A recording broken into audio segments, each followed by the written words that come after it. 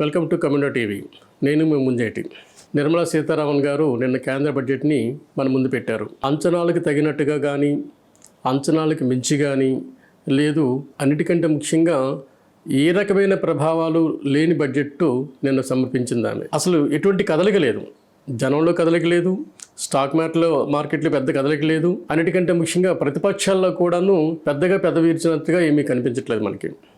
దానికి కారణం ఈ మధ్య ట్రంప్ వేసే భారతదేశం మీద అనేక అణుబాంబులు వేశారు ఆయన, ట్యాక్స్ పరమైనవి. దాని ఎఫెక్ట్ ఈ బడ్జెట్ మీద స్పష్టంగా కనిపించింది. దీని దెబ్బ ఎంతగా ఉందంటే అనేక ఉచిత స్కీములు ఈ బడ్జెట్ నుంచి తప్పించేశారు. మనకి అనేక విషయాలు మనకు తెలుసు. మనది పేద దేశం. వ్యవసాయ పరంగా కానీ, కార్మికుల పరంగా కానీ అనేక ఉచిత పథకాలు లేనిదే ప్రజల అభ్యున్నతి కష్టమైన పరిస్థితి. అట్లాంటి అనేక ఉచిత పథకాలు ఈ బడ్జెట్లోంచి తప్పించినట్టుగా మనకు వార్తలు వచ్చాయి. దాని ఎఫెక్టు వాటర్ మీద ఖచ్చితంగా ఉంటుంది. కాకపోతే దాని ప్రభావం కేంద్ర ప్రభుత్వం మీద కానీ, ఆ పార్టీ మీద కానీ ఈ సంవత్సరం కనిపిస్తుంది. ఎందుకంటే ఈ సంవత్సరం ఎన్నికలు పెద్దగా ఎక్కడ లేవు కాబట్టి, కొత్తగా వచ్చిన 5 రాష్ట్రాల్లో తప్ప. ఇది ఒకటి అనుకుంటే, వ్యవసాయ అభివృద్ధి మీద ఈ బడ్జెట్లో పెద్ద భారీ కోత వేశారు. మనది వ్యవసాయ దేశం. వ్యవసాయ ఉత్పత్తులు ఈ దేశానికి అవసరం. ఎగుమతులు ఇంకా అవసరం. రైతు స్వయం సమృద్ధి సాధించాల్సిన అవసరం ఇంకా ఉంది. అట్లాంటి వ్యవసాయ ఉత్పత్తుల మీద, వ్యవసాయ అభివృద్ధి మీద అంచనాలకు మించి కోత విధించడం జరిగింది. భారీ కోత వ్యవసాయం మీద జరిగింది. ఇది ఏ రకంగా మనకు ఉపయోగపడుతుంది, సమాజ అభివృద్ధి కానీ, భారతదేశ అభివృద్ధికి కానీ అన్నది కాలమే నిర్ణయిస్తుంది. కానీ దేశం మీద ఆధారపడే వ్యవసాయం రంగం పూర్తిగా ఇబ్బంది పడే పరిస్థితి ఈ బడ్జెట్ వల్ల కారణమవుతుంది. అంతేకాకుండా పట్టణాభివృద్ధిని మళ్ళీ నిర్లక్ష్యం చేయలేదు. అంటే బీజేపీ గవర్నమెంట్ మీరు ఆలోచించండి, మొదటి నుంచి కూడాను గ్రామ స్థాయి కంటే కూడా పట్టణాభివృద్ధి మీద ఎక్కువ కేంద్రీకరిస్తుంది. ఎన్నో సుసంపన్నమైన నగరాలు తయారు చేస్తుంది, అభివృద్ధి నగరాల మీద కాన్సన్ట్రేషన్ చేస్తుంది, రైల్వే స్టేషన్స్ మీద కాన్సన్ట్రేషన్ చేస్తుంది, అలాగే ఎయిర్పోర్ట్స్ మీద కాన్సన్ట్రేషన్ చేస్తుంది. అంటే పట్టణాభివృద్ధి మీద బీజేపీకి ఒక అవగాహన ఉంది. కాబట్టి పట్టణాభివృద్ధి మీద దానికి ఉన్న ఇంట్రెస్ట్ కొద్దీ అక్కడ ఎవరు భారీ కోత ఏమీ విధించట్లేదు. అంతేకాకుండా స్పీడ్ ట్రైన్స్ ఏవైతే ఉన్నాయో ఇవన్నీ పట్టణాలని క్రాస్ చేస్తూ వెళ్తాయి కనుక అభివృద్ధి వైపు పయనించే అవకాశం ఉంది. సో పట్టణాభివృద్ధి మాత్రం మరింత ఉధృతమయ్యే అవకాశం ఉంది, మరింత విస్తృతంగా పెరిగే అవకాశం ఈ బడ్జెట్ కల్పిస్తుంది మనకి. మరీ ముఖ్యంగా ఈ బడ్జెట్లో మనం ఆలోచించాల్సింది పన్నుల గురించి ఆలోచిస్తే, పన్నుల యంత్రాంగం కఠినతరం చేస్తుంది. అంటే ఖచ్చితంగా పన్నులు రాబెట్టాలి. ఎగ్గొట్టే వాళ్ళ దగ్గర నుంచి ఎట్టి పరిస్థితుల్లో కేంద్ర ప్రభుత్వం వాళ్ళని తప్పించుకునే అవకాశం లేకుండా చేసే విధంలో ఖచ్చితంగా నిర్మలా సీతారామన్ గారు మొదటి నుంచి సక్సెస్ అయ్యారు. ఈ బడ్జెట్లో మరింత విపులంగా నేను ఎవరిని వదిలిపెట్టే ప్రసక్తి లేనట్టుగా తను తీసుకొస్తున్నారు. సో ప్రతి ఒక్కరిని కూడా పన్నుల కట్టే విధంగా తయారు చేసే బడ్జెట్ ఇది. ఈ బడ్జెట్లో మనం ఆలోచించాల్సింది ఏంటంటే రక్షణ ఖర్చులు ఎక్కువ పెంచారు. రక్షణ కోసం బాగా పెంచారు. ఒక రకంగా చెప్పాలంటే ఇది ఎవరిని దృష్టిలో పెట్టుకున్న చేశారన్నది ఆలోచిస్తే, మనకి పాకిస్తాన్ మన దేశం పుట్టినప్పటి నుంచి, ఆ దేశం పుట్టినప్పటి నుంచి, అంటే స్వాతంత్రం వచ్చినప్పటి నుంచి మన శత్రు దేశమే. సో పాకిస్తాన్ కోసం పెంచిన రక్షణ బడ్జెట్ కాదు ఇది. పాకిస్తాన్ ఆల్మోస్ట్ కూలిపోతున్న దేశం. ఈ మధ్య మనం చూసాం, పాకిస్తాన్ ప్రధానమంత్రి బెగ్గింగ్ చేసుకుంటున్నాం ప్రపంచం అంతా తిరిగి అప్పుల కోసం అని చెప్పారు ఆయన. సో ఆ దేశం కోసం మనం రక్షణ బడ్జెట్ని పెంచే అవకాశం లేదు. మరి ఇంకెందుకు? మరొక పక్క మనకి ఈ మధ్య బంగ్లాదేశ్ కొత్త శత్రుత్వం తయారైంది. హిందువులు చంపేస్తున్నారు అక్కడ. ముస్లిం మతం వ్యాప్తి బాగా ఎక్కువ ఉండడంతో సాంప్రదాయ ముస్లిం వాదులు మన దేశం మీద, మన దేశ పౌరుల మీద దాడి చేస్తున్నారు. అలాగే మన దేశం మీద కూడా అక్కడ ప్రజలు వ్యతిరేకత విపరీతంగా మూటకట్టుకుంటున్నారు. ఇదన్నీ అంటే ఒకవేళ బంగ్లాదేశ్ మీద కూడా మనం ఎటువంటి యుద్ధం చేయాల్సిన పరిస్థితి రావచ్చేమో అన్న భయం కొంత మనకుంది. మరొక వైపు చైనా కొత్తగా శత్రుత్వం మనకు తయారవుతూ వస్తుంది. అయితే మోడీ ప్రభుత్వం మనం ఆలోచించాల్సింది ఏంటంటే, అతిపెద్ద ఆర్థిక వ్యవస్థ రూపొందిస్తున్న క్రమంలో రక్షణ రంగంలో కూడా అదే స్థాయిలో ప్రపంచంలోనే అత్యుత్తమైన దేశంగా తీర్చిదిద్దాలని ఆలోచిస్తూ రక్షణ రంగాన్ని ఆయన పూర్తిగా బలోపేతం చేస్తున్నట్టుగా మనకు అర్థమవుతుంది.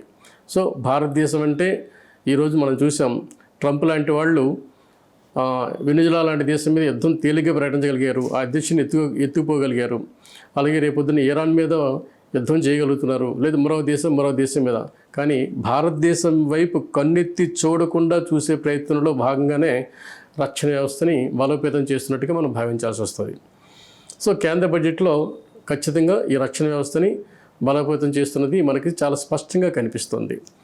అయితే అన్నిటికంటే ముఖ్యంగా ఆంధ్రప్రదేశ్ ఈ బడ్జెట్లో బాగానే లాభపడింది. నిజంగా చెప్పాలంటే ఆంధ్రప్రదేశ్ ఖచ్చితంగా లాభపడాలి, కొత్త రాష్ట్రం కనుక. అంతేకాకుండా ఆంధ్రప్రదేశ్ ఇస్తున్న ప్రజాప్రతినిధుల మీద కేంద్రం ఆధారపడి ఉంది కనుక ఆ రాష్ట్రాన్ని నెగ్లెక్ట్ చేసే అవకాశం ఏమీ లేదు. అన్నిటికంటే ముఖ్యంగా ఆ రాష్ట్రానికి కూడా అవసరం, కొత్త రాజధాని అవసరం కనుక కొంత రాజధానికి ఇచ్చారు. అలాగే పోలవరం పూర్తి కాలేదు కనుక పోలవరానికి ఇచ్చారు. ఇవన్నీ తప్పనిసరి. ఇది కేంద్ర ప్రభుత్వం ముందు నుంచి ఇస్తున్న హామీల్లో భాగంగానే ఇచ్చింది తప్ప కొత్తగా ఇచ్చింది ఏమీ కాదు. సో ఆంధ్రప్రదేశ్ స్వతహాగానే ఆ రాష్ట్రానికి అవసరం కనుక ఆ రాష్ట్రాన్ని ఆదుకోగలిగింది. అయితే తెలంగాణకు అనుకున్న స్థాయిలో బడ్జెట్ లేదు అని తెలంగాణ ప్రభుత్వం కానీ, తెలంగాణ పార్టీలు కానీ, ప్రతిపక్షం కావచ్చు, అధికార పక్షం కావచ్చు, అందరూ కూడాను ప్రధానమంత్రిని అలాగే ఆర్థిక మంత్రిని విమర్శిస్తున్న విషయం మనకు తెలుసు.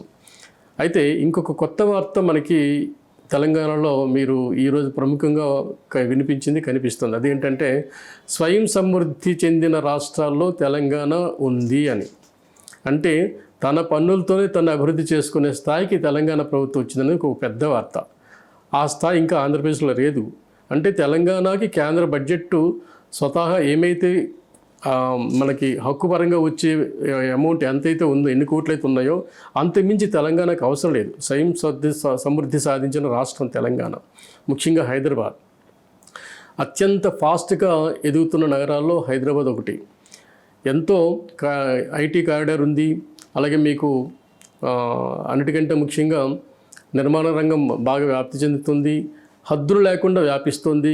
కనుక ప్రజలు ప్రపంచంలో అనేక దేశాల నుంచి వస్తున్న వాళ్ళు కావచ్చు, లేదా మన దేశంలో ఇతర రాష్ట్రాల నుంచి వస్తున్న వాళ్ళు కావచ్చు, అందరికి కూడా హైదరాబాద్ కేర్ ఆఫ్ అయిపోయింది. సో సుసంపన్నమైన నగరంగా హైదరాబాద్ అవతరించిన తర్వాత తెలంగాణ సుసంపన్నమైంది, సొంతంగానే ఎదిగే స్థాయికి తెలంగాణ వచ్చింది. కనుక ఈ తెలంగాణకి ఏదో అన్యాయం జరిగిందని మనం బాధపడాల్సిన పనేమే లేదు. ఇంకా మన దేశంలో అనేక పేద దేశాలు ఉన్నాయి. నార్త్ ఇండియాలో ఎన్నో అభివృద్ధి చెందాల్సిన ప్లేసులు ఉన్నాయి. ముఖ్యంగా మనం ఆలోచించాల్సింది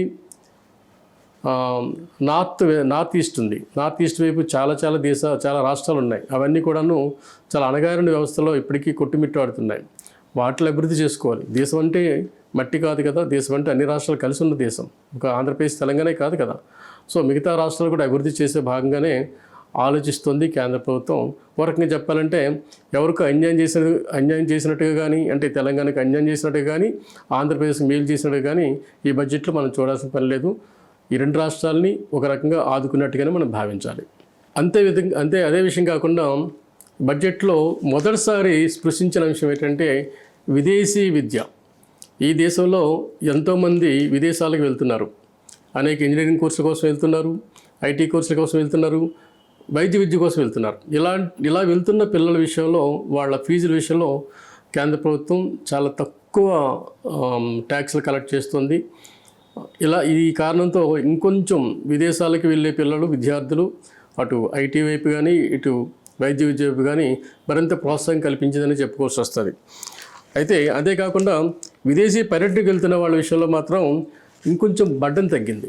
అంటే మనం ఇంకో దేశానికి వెళ్తున్నప్పుడు హ్యాపీగానే వెళ్ళి ఆనందంగానే మన పర్యటన చేసుకుని వచ్చే విధంగా, అంటే విదేశాల్లో కూడాను మన దేశస్తులు వెళ్ళి అక్కడ పర్యటన రంగాన్ని ఎంజాయ్ చేస్తూ రావడం వల్ల ఏమవుతుందంటే ఆ దేశస్తులు కూడా మన వైపు వస్తారు.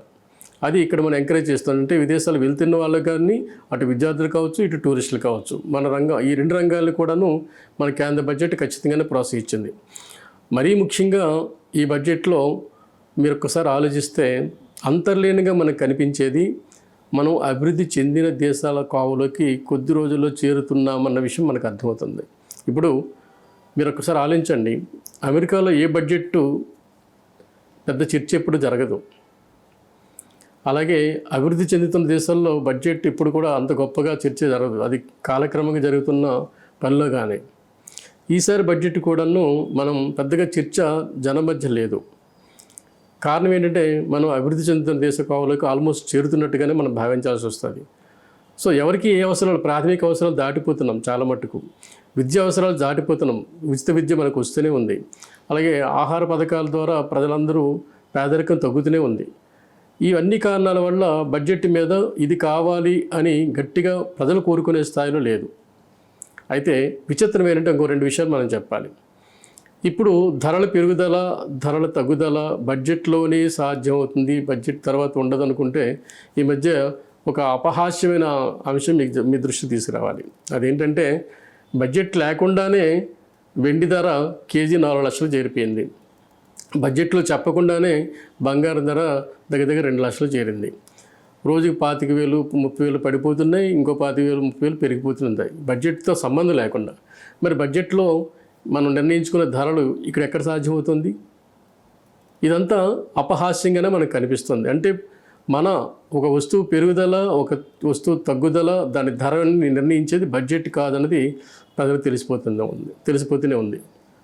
ఇది బడ్జెట్ గురించి మనం చర్చించాల్సిన విషయంలో. మరో అంశంలో మళ్ళీ కలుద్దాం. నమస్తే.